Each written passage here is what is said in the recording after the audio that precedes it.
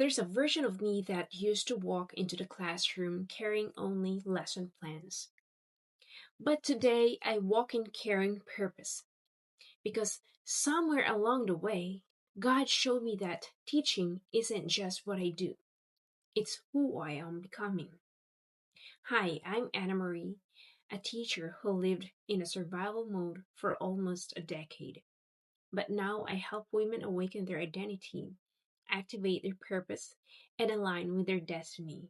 When I first started teaching, I thought my job was so simple: teach the content, manage the behavior, and get through the day.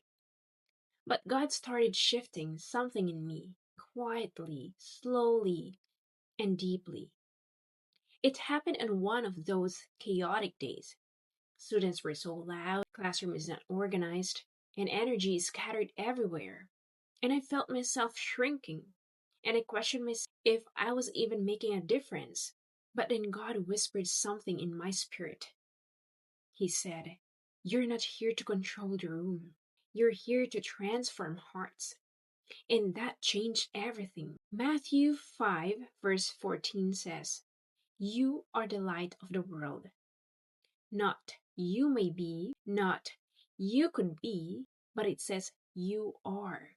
And suddenly I realized that my classroom wasn't just a classroom.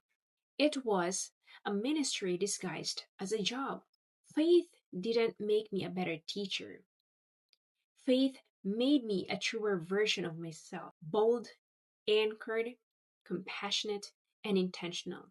I stopped seeing my students as kids who need instruction. I started seeing them as my assignments that God trusted with me.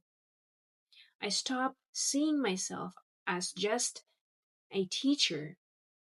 I started seeing myself as a mentor, a voice, a bridge, and a light. And that identity shift changed how I speak, how I correct, how I encourage, and how I show up.